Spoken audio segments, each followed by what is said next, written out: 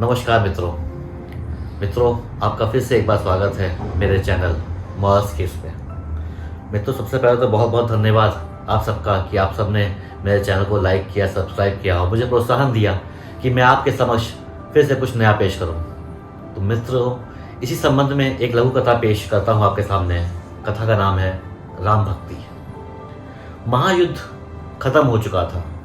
जगत को त्रास देने वाले रावण का उसके कुटुंब समेत नाश हो चुका था। राम अयोध्या वापस आ चुके थे लंका पे विजय पाकर। राम के राज्य में चारों ओर शांति थी। राम का राज्याभिषेक हुआ। राजा राम ने सभी वानरों को, सभी राक्षस मित्रों को विदा किया। अंगद को तो विदा करते समय प्रभु राम के आंसू तक आ गए थे, परंतु हनुमान को विदा करने की शक्ति उनमें नहीं थी और माता सीता तो उन्हें अपना पुत्र मानती थी। राम राज्य चल रहा था। राम अपना राज्य का सारा काम निपटा कर शाम को अपनी माताओं और गुरुओं का आशीर्वाद देकर अपने शयन कक्ष की ओर प्रस्थान करने लगे। उनके पीछे पीछे उनके अनुज थे और उनके शयन कक्ष में उनकी पुत्र वधुएं भी थीं। राम, सीता और लक्ष्मण को तो हनुमान जी की उपस्थिति का वहाँ पे तनिक भी विरोध नहीं था, परंतु बाकी लोगों को हनुमान जी की उपस्थिति थोड़ी सी अनुचित प्रतीत हो रही थी। इसलिए उन्होंने हनुमान को वहाँ से संकेतों में वहाँ से प्रस्थान करने का निर्देश दिया, परंतु हनुमान जैसा सरीखा ज्ञानी भी उनकी बात समझ नहीं पाया। शत्रुघ्न ने भी सोचा कि हनुमान जी को वहाँ से विदा किया जाए, लेकिन हनुमान जी उनकी बात समझ ही नहीं पा रहे थे। खैर, इसलिए हनुमान की उपस्थिति में ही जो है बहुत सारी बातें हुई। ठीक है, आखिर मिले भी तो इतने सालों के बाद थे। वन का उपवास, युद्ध, इतनी सारी औपचारिकताएं थी, इसलिए सारी बातें हनुमान के सामने होने लगी। अब भरत को ख्याल आया कि भैया और भाभी को थोड़ा एकांत चाहिए, इसलिए उन्होंने राम से आज्ञा ली। कहा कि भाई हम चलते हैं। सब उठे, सबने राम और जानकी को प्रणाम किया, परंतु हनुमान वहीं बैठे रहे। सब लोग वहीं खड़े हो गए। हनुमान अब भी नहीं समझे कि उन्हें भी संग में जाना है। राम ने मुस्कुराते हुए बोला, क्या हुआ वीर, जाके तुम भी थोड़ा विश्राम कर लो। हनुमान बोले, प्रभु आप सम्मुख हैं, इससे अधिक विश्रामदायक बात क्या हो सकती है मेरे लिए। मैं तो आपको कहीं छोड़ के नहीं जाने वाला।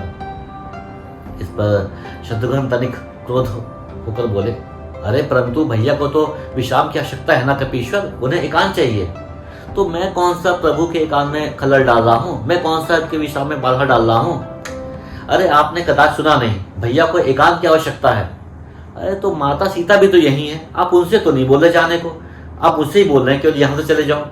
अरे परंतु कपीश्वर, भाभी को तो भैया के साथ एकांत में रहने का अधिकार प्राप्त है।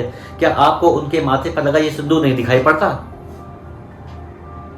ये सिंदूर? प्रभु राम ये क्या बोल रहे हैं?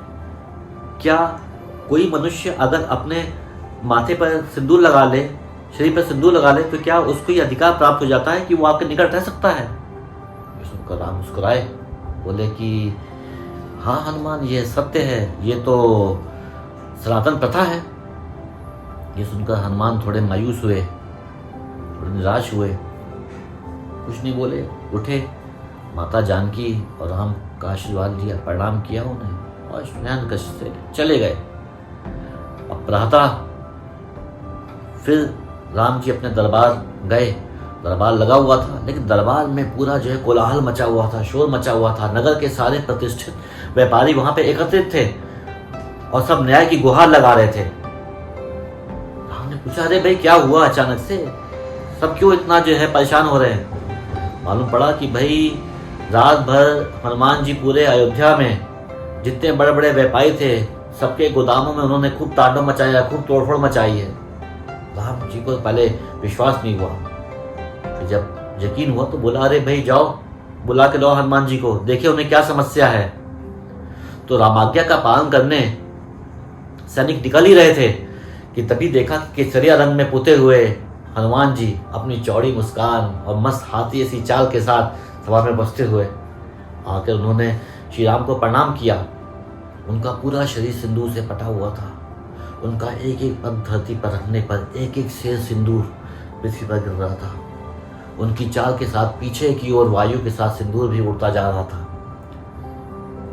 राम को प्रणाम करने के बाद उन्होंने बोला, प्रभु। तभी सारी सभा हंस रही थी। लक्ष्मण भी अपनी हंसी को रोकते हुए बोले, अरे कपीश्वर, ये क्या, ये सिंदूर से स्नान क्यों आज? क्या कोई प्रथा है आपके वानर राज में?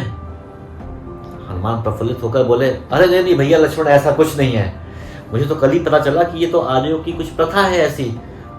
अगर एक चुटकी सिंदूर लगा लो तो आपको प्रभु राम के निकट रहने का अधिकार मिल जाता है। तो इसलिए मैंने सारी अयोध्या का ही सिंदूर अपने शरीर पर लगा दिया है। क्यों प्रभु, अब तो ठीक है ना? अब तो मुझे कोई आपसे अलग नहीं कर पाएगा। सारी सभा हंस रही थी, परंतु भरत हाथ जोड़े अश्रु बहा रहे थे। ये देखकर शत्रुघ्न बोले, अरे भैया, सब हंस रहे हैं परंतु आप रो रहे हैं, क्या हुआ? ऐसा क्या हुआ? भरत बोले, शत्रुघ्न, तुम देख नहीं रहे हो, वानरों का एक श्रेष्ठ नेता, वानर राज का सबसे विद्वान मंत्री, कदाचित इस पृथ्वी का सबसे परमवीर योद्धा, वेद पारंगत, सभी वेदों को जानने वाला, शास्त्र मर्मज्ञ, अपना सारा गर्व, अपनी सारी विद्या, अपना सारा ज्ञान भूलकर राम भक्ति में लीन है। राम की निकटता प्राप्त करने की ये कैसी उत्कंठ इच्छा है जो स्वयं को ही भूल चुका है। ऐसी भक्ति का वरदान तो कदाचित ब्रह्मा भी किसी को ना दे पाए। मुझ भरत को तो राम का अनुज मानकर शायद कोई एक बार भविष्य में याद भी कर लेगा, पर इस भक्त शिरोमणि हनुमान को शायद ही इस पृथ्वी पर कोई भूल पाएगा। ऐसे वीर हनुमान को मेरा बारंबार प्रणाम। जय श्री राम। मित्रों, अगर ये कथा अच्छी लगी हो आपको तो आपसे अनुरोध है, इसको लाइक करिए, शेयर करिए और सब्सक्राइब करिए। धन्यवाद।